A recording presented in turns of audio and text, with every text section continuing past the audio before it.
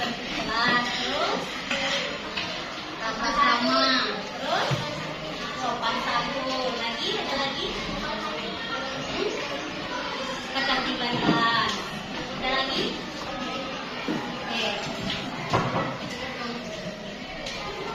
Oke, jadi apa yang disebutkan temanmu itu benar ya. Kan ada istilah peraturan kelas, ada istilah kesepakatan kelas. Apa bedanya peraturan sama kesepakatan? Kalau peraturan kelas itu yang membuatnya dari guru atau pihak sekolah. Sedangkan untuk kesepakatan kelas atau kesepakatan itu sendiri yang membuatnya itu kita bareng sama-sama.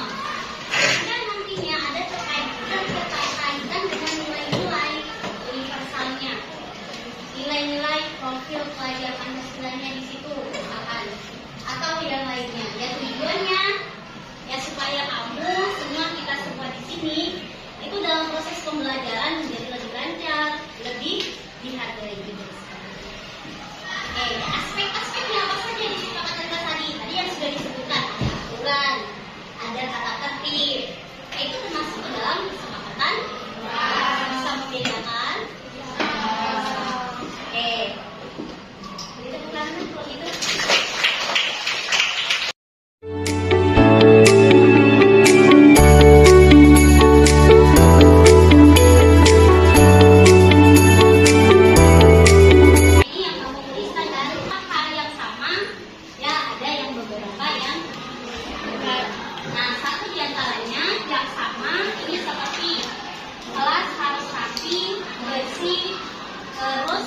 Wangi. Nah, wangi kalian ada nggak? Wangi kan ibu. Nah, jadi kalau supaya wangi ngapain? Beli pengharum. Ya. Selain itu dibersihkan kan? Kemudian selanjutnya di sini selama belajar ada 3 ibu. Kemudian jika tidak piket kelas harus piket, ya kan? Berapa hari tidak membuang sampah dan sebagainya. Nah, ini semua yang kamu tulis disebut sebagai kesepakatan. Kesepakatan kita.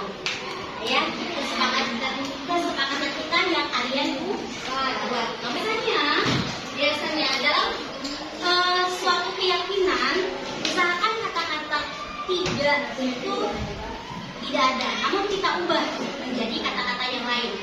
Contoh misalkan di sini ada tidak piket kelas. Nah, kita ubah menjadi apa kira-kira? Kata-katanya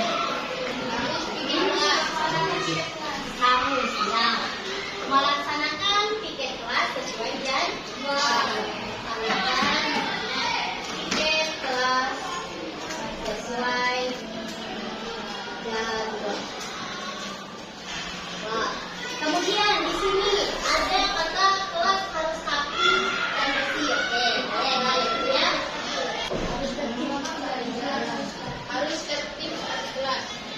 Harus tertib di kelas. Nah, jadi yang kalian buat ini kira-kira kalau mulai melaksanakan piket kelas sesuai jadwal, ini sikap apa yang dipilih? Ya? Sikap apa? Rajin. Terus apa lagi?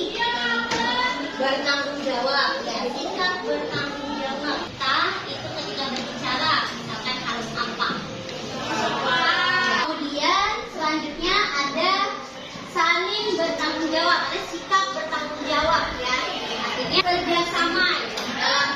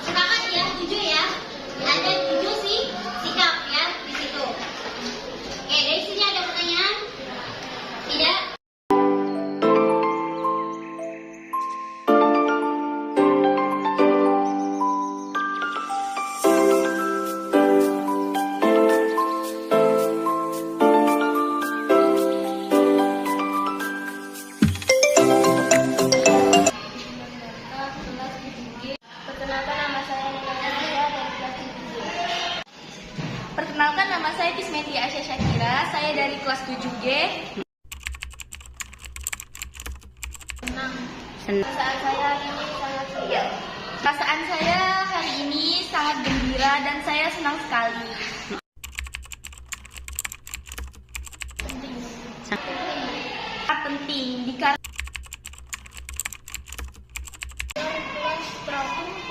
kelas teratur dan lebih tertib. Kelas akan menjadi tertib, teratur, dan kelas akan dapat menerapkan budaya positif.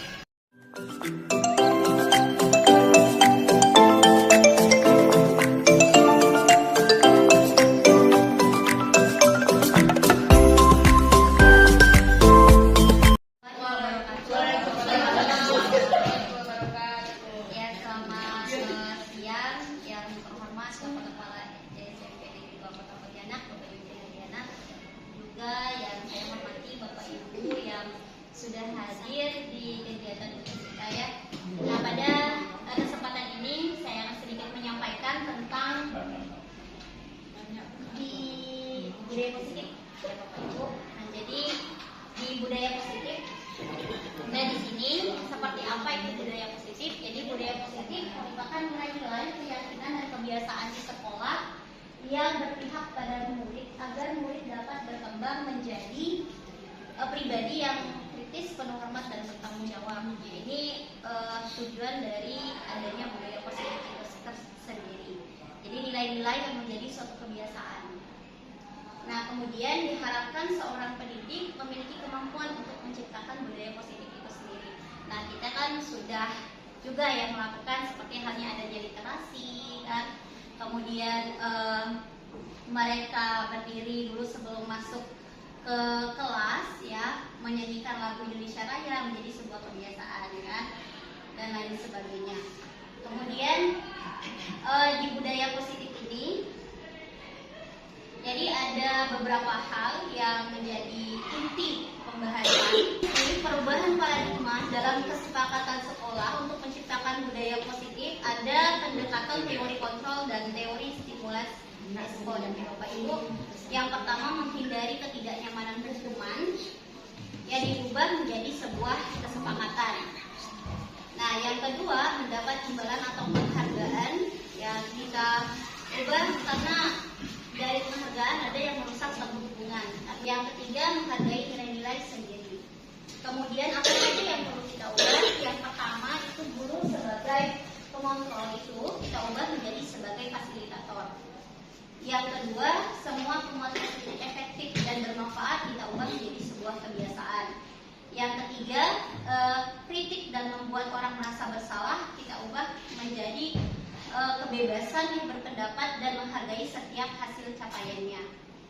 Yang terakhir, orang dewasa memiliki hak untuk memaksa kita ubah menjadi kesepakatan bersama dengan murid. Nah, di sini makna disiplin. Jadi makna disiplin biasanya menekankan atau cenderung ke perilaku pemaksaan dan hukuman.